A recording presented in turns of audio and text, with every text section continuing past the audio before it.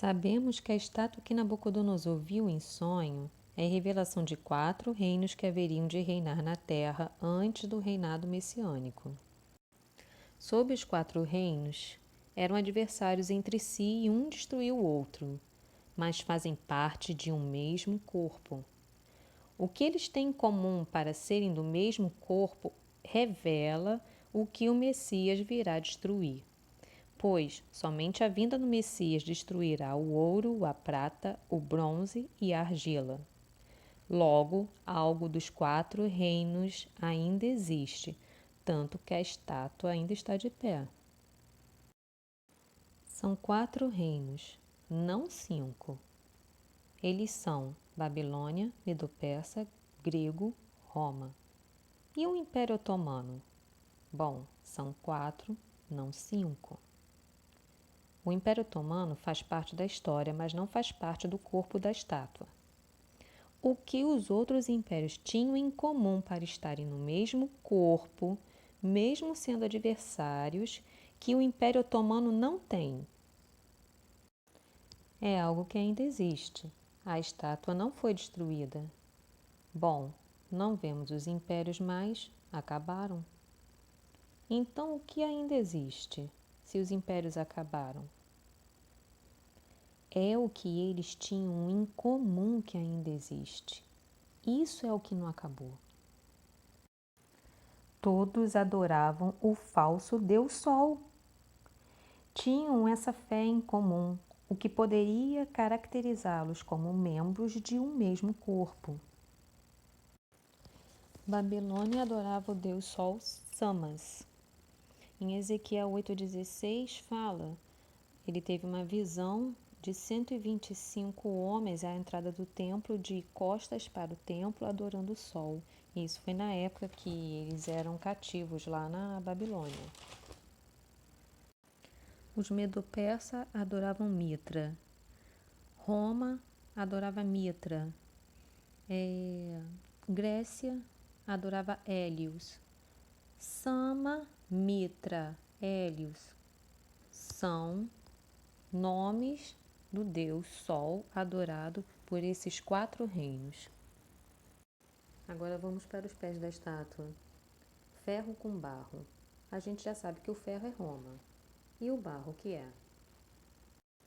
Barro é terra. Mar são povos, línguas e nações. E terra é o povo da promessa, da terra prometida. O Messias era judeu, do povo da terra. Então, os pés mostram uma união entre o ferro e a terra, Roma e cristianismo, poder político e religioso. E isso foi promovido por Constantino. Foi quando criaram a católica, que significa universal. Se esse poder político-religioso simboliza os pés da estátua, é membro do corpo, então continuam adorando o Deus Sol, embora os impérios já tenham sido destruídos? Sim, até hoje. Mudaram o dia de descanso para domingo, que é dia do sol. Você pode ver que em latim, domingo é solis. E em outras línguas também traduziram como Sunday, que é dia do sol. Entendeu? Porque o domingo é o dia do sol. E o calendário é solar. O calendário que eles mudaram solar, porque o Criador deu um calendário lunisolar. E eles mudaram o calendário. Ou seja, eles mudaram o tempo, porque a contagem do tempo agora é baseada no sol. E eles mudaram a lei, porque a lei manda você descansar no sábado, que é o dia do Senhor. E eles disseram, não, é domingo. E Daniel profetizou que eles mudariam os tempos e a lei. E mesmo o Criador tendo dito que ele é o único Deus, ou seja, unidade. Ele é o único Deus. E ele disse que não há nenhum outro Deus, nenhum outro, senão ele. E mesmo ele ainda tendo dito para não sequer fazer uma imagem. Ou seja, ele é único, não há outro Não faça imagem. Fizeram uma imagem e disseram que é um deus, e o comemoram no dia do deus Sol Mitra, em 25 de dezembro, até hoje. Aí o que a igreja muito sabiamente fez?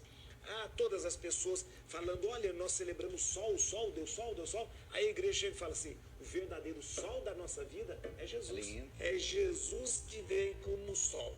Não, o verdadeiro sol realmente é Jesus Cristo, porque os cristãos, a certa altura, com a liberdade, quando tiveram a sua liberdade, depois do Constantino, começaram a cristianizar tudo aquilo que era pagão.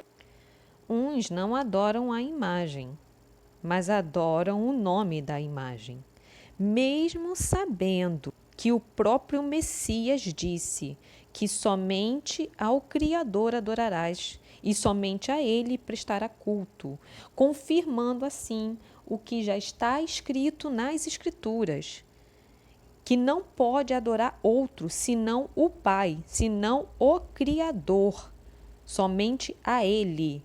Somente ele pode ser adorado, somente ele é Deus, mas nem no Filho creem.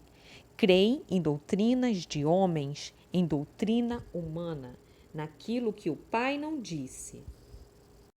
Mesmo o apóstolo Paulo tendo dito que se alguém pregasse um evangelho diferente, é um maldito. Se você quiser saber quem é o Messias, tudo a respeito dele está nos Salmos, na Lei e nos Profetas. Lá diz que o Criador enviaria o seu eleito, ungido, profeta, anjo, filho. Não disse que Deus viria, não disse que mandaria um Deus, ao contrário, disse que não há outro Deus.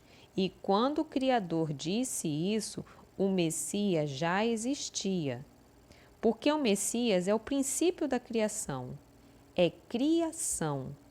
Ele é a luz do mundo. E a primeira coisa que o Pai disse foi: haja luz. E foi nele que o Criador fez todas as coisas, assim como foi em Moisés que o Criador abriu o Mar Vermelho.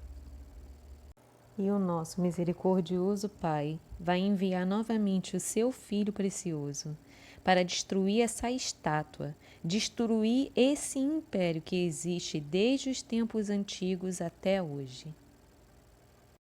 Para que vocês entendam com base bíblica, sem doutrina de homens, apenas doutrina do Eterno, qual é a natureza do Pai e qual é a natureza do Filho, assistam os vídeos que estão na minha playlist chamada Deus é Único e saiam dessa Babilônia. Fiquem todos com Deus.